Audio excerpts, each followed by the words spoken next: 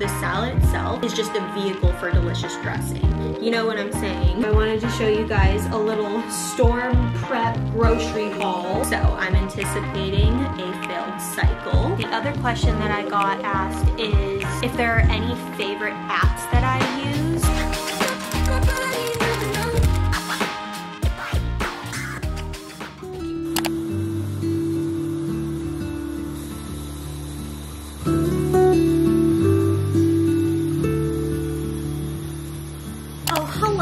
Friends, today is Friday. Happy Friday. Yesterday was a little bit of a rough day. I woke up and it wasn't going to be a rough day in my mind. Like, I was totally fine. And just one thing after another, just things started going downhill. And then literally I went to make myself lunch because I was feeling hungry, and my dressing, like something about the dressing that we got this week was just like all congealed at the top, and I was just like, I totally had it. I had a mini breakdown over salad dressing, and so I had to go and grab myself some more salad dressing because I cannot, I don't know about y'all, but I cannot eat a salad without dressing. Like, the salad itself is just a vehicle for delicious dressing. You know what I'm saying? I'm trying to find my Sally Hansen hard as nails in here, and I'm having trouble. Oh, I have a video that I want to film today, and it involves me holding my iPad. And by the time you see this vlog, actually, that video will be up. I'm gonna talk about all my favorite ways that I've used my iPad since getting it for Christmas. I've had it for a little over a month now, so I've really gotten to know my favorite ways to use it and really build habits surrounding it, and I'm so excited to show you guys. So that should be up by the time this video goes up if you want to check it out. I'll also talk about the accessories that I got with the iPad and whether I would recommend them or not. But for that video I want to film today, there's going to be some close-ups of my nails, and although I will definitely not be able to get them perfect at all, we are still in the process of healing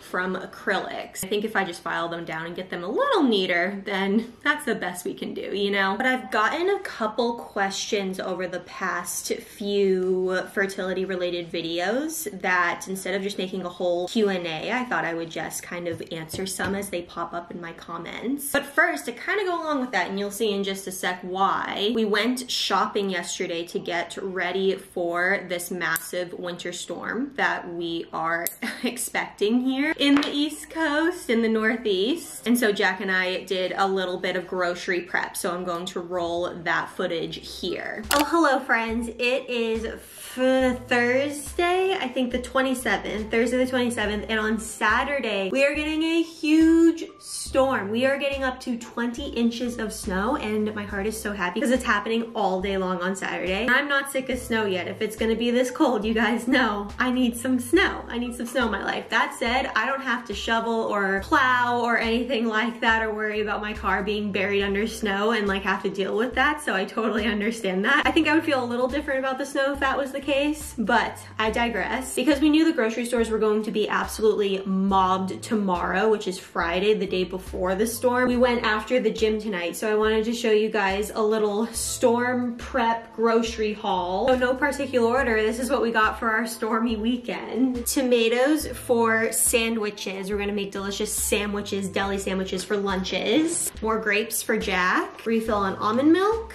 and a refill on eggs. Hot banana peppers for sandwiches. Minestrone soup for sausage soup. Look at this beer I found, you guys. This is Foundation's favorite flannel IPA. Have I ever tried it? No, I don't think I've even ever seen this kind before. Bub, did you see this? Favorite flannel? Like, it just sounds so cozy. I'm so excited to try that. Awesome. Iceberg lettuce for sandwiches. Baby spinach for smoothies. Willow top ice cream. Jack's yogurt. Salami for sandwiches. Turkey and pepper jack cheese. Lamb chops.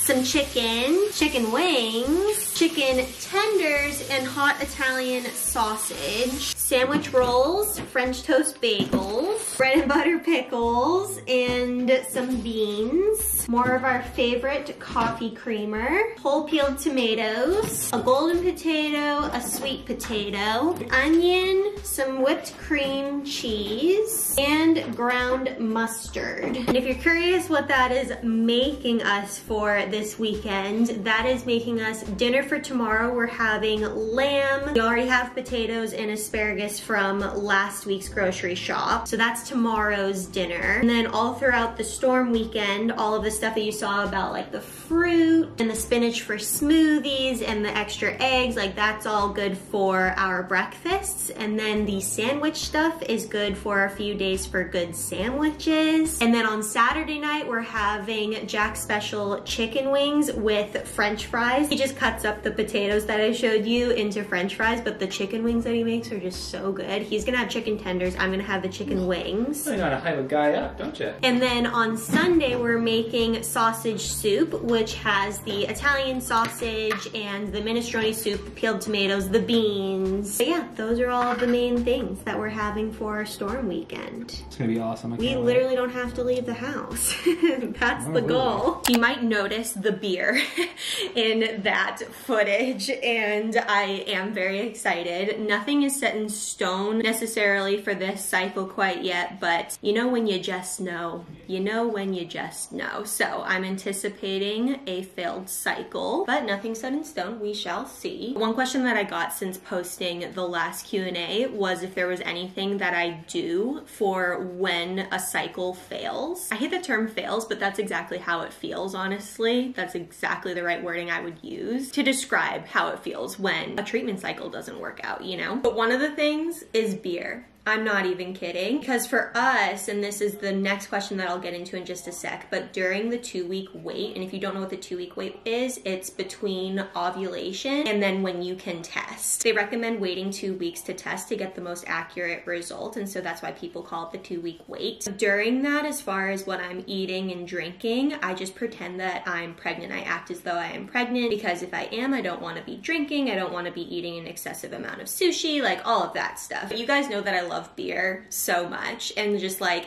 having one craft beer on a Friday, it sounds so minuscule, and if like that was erased from my life, it's like, okay, you're just being dramatic, but it really is such a joy in my life to enjoy craft brews, like local craft brews. And when you can't really have that, especially during a time when you would want to relax or celebrate like with beer because it's an exciting time, etc., it sucks when you really just don't want to, or you're trying to restrict yourself from having it. So the first thing, if a cycle were to fail, that I have in the back of my mind is that I get to go pick out a craft beer, something maybe I've never tried before, something I've been craving, one of my favorites, and I have those in the fridge for just in case that occurs. The other thing that I do is buy myself something that I have been wanting. It kind of goes along with when Jack gets me Dunkin' every time I have to go in for either an ultrasound or blood work or any sort of thing I have to go in for. I know that I'm going to get Dunkin' after. Does it take away the bad thing? No, but associating that thing that you get to do after with it to kind of soften the blow, it's just a good pick-me-up. And I start associating good things with things that would just be bad by themselves. And so it's kind of the same thing for if a cycle ends up failing. I have something or a couple things in the back of my mind that I've just been wanting to buy, and if it was under any other just like normal circumstance, I probably wouldn't buy that for myself, but I freaking deserve it if I went through an entire treatment cycle of hormones and drugs, pills, poked, prodded, and none of it worked.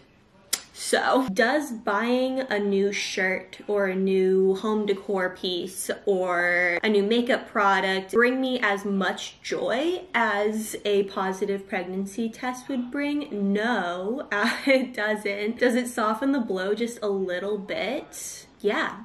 It does, actually. Imagine you find out that your treatment cycle failed, and then you just sit there and with your emotions, which is great to do. It's great to feel out those emotions, which I do make sure that I do. But imagine just sitting there and feeling your emotions and then not really knowing what to do next and kind of just like putting on your show. Then imagine feeling those emotions and then knowing after that you're going to crack open a craft beer that just brings you so much joy, open your laptop and go mini online shopping for a minute minute to take your mind off of it and treat yourself, because you effing deserve it. So that's the answer to that question. The next question that I got is if I was going to share any recommendations that my doctor and nurses have given me throughout this process. And before I go ahead and share that, because I would love to, when I share anything that my doctor has recommended or my nurses have recommended, that is me simply sharing my experience. That is definitely not me recommending that personally to you. I will never be comfortable recommending anything medical advice whatsoever on my channel. This is just me sharing my experience, things that have worked for me, things that have resonated with me. And so I just don't want you to take that as me telling you these are the things that you should follow. So I love my doctor so much. I think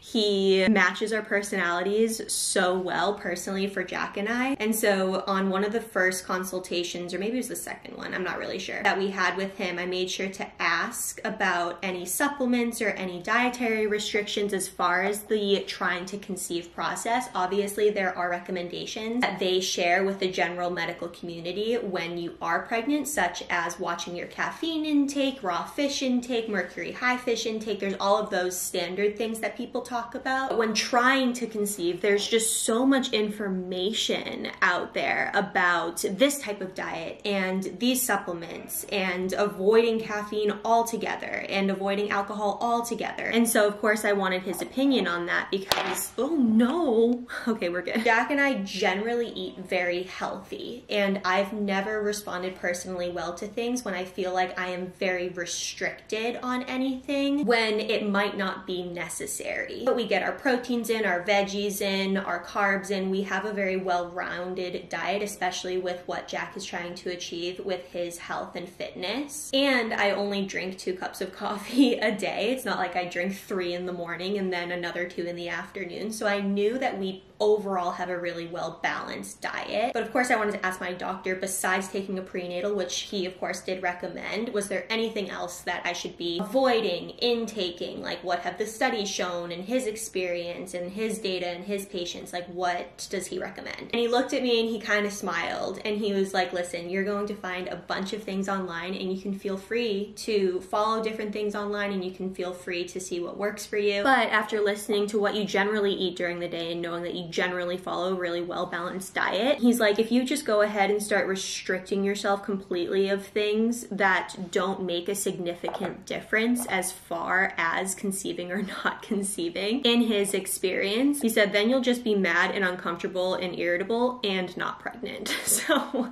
I really appreciated that, because I feel like a lot of sources online and just extreme types of opinions can go completely one way and make you feel like there's no way you can get pregnant unless you cut out completely X, Y, and Z. But at the end of the day, if there's something more underlying going on, that cutting out caffeine or cutting out alcohol completely will still not guarantee pregnancy, then we'll just be feeling like we're restricting ourselves and we'll be sad and miserable and not pregnant at the same time. So I appreciated that perspective that he offered me, and I wanted to share that with you guys. Now, when it comes to the 2-week wait though, our clinic does recommend that I, again, just go ahead and pretend that I am pregnant as far as the things that I consume. Do I still have 2 cups of coffee a day? Yes, absolutely. But I cut out alcohol completely, and I also don't have sushi. And if I do have sushi or other things like that, it's in extreme moderation. So that's the only time I feel like I restrict myself, and Jack joins me in that because he knows how sad I am if I am feeling a beer and I just can't have one, you know? But especially during the 2-week wait, it does feel worth it because you've done everything you can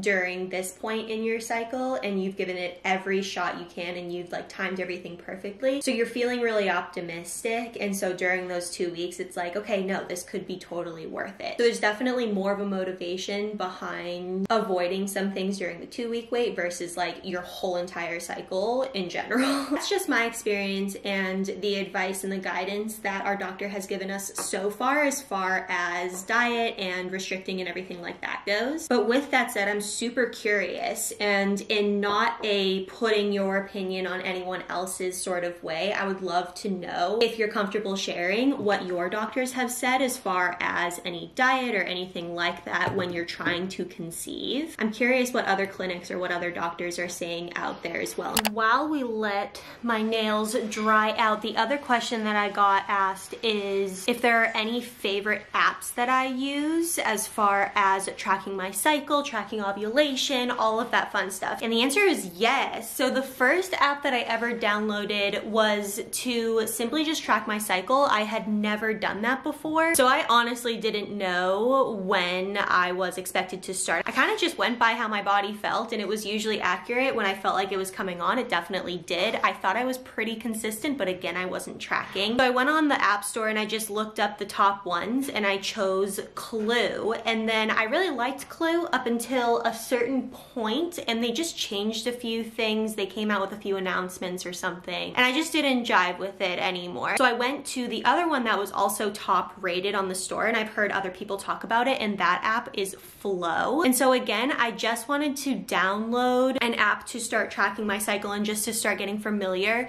with the different phases of my cycle and all of that stuff. And so that's what I primarily still use Flow for. There's a standard calendar that tracks your period days as well as ovulation days, predicted ovulation days, and you can enter in different symptoms such as your mood or your cramps or your headaches and things like that. And I thought that was really great for what I wanted to use it for. I also was able to put in my main goal of trying to get pregnant, so they push certain articles as far as like daily insights and stuff go down here that relate to that overall goal, which I thought is really cool as well. But I primarily use it to do tracking and to get my prediction of my ovulation days and things like that. And then the only other app that I primarily use is Pre-Mom, and if you guys have been tracking your cycles and or trying to conceive yourselves, you know these apps really well. Pre-Mom looks like this purple icon here. And when I first heard about Pre-Mom, it was from the strips that I got off Amazon. They're called Easy at Home strips. Literally, if you go on Amazon to get any ovulation predictor strips or pregnancy test strips, those ones are probably gonna pop up as they're like the recommended ones through Amazon. And on the packaging, they were advertising this app. And so I immediately downloaded it because when I ordered the ovulation predictor kits, I didn't order those until like a few months in, I want to say. Because at first, you know, you're always like, oh, we're trying, but we're not trying. And then you're like, okay, we should probably actually pay attention to different things that could help us conceive. And when I got more serious with the ovulation predictor kit and all of that stuff, I discovered that this app not only does the same situation, which is really cool, it's got their standard calendar as well, which is super helpful in predicting certain days. It also has your cycle days like right on the home screen, and then when your fertile window is, which is really freaking cool. But the main thing that has me using this app as well is the test page that they have. So if you click on this test page that they have, you can automatically take pictures. It's almost like when you are mobile depositing a check on like a mobile app, it automatically knows if the test is within the picture and it scans it in. And then for example, for the Easy at Home ovulation strips, which it has a section up here for those specifically, you can go ahead and log them, and then over here it'll tell you if you're high, peak, low, as far as your ovulation test goes. So it just takes a lot of the guesswork out of it, and I really just like to see the progression of the lines, if there is any, during the ovulation cycle. And then over here there's some other tests you can log, including HCG, which is another name for pregnancy tests.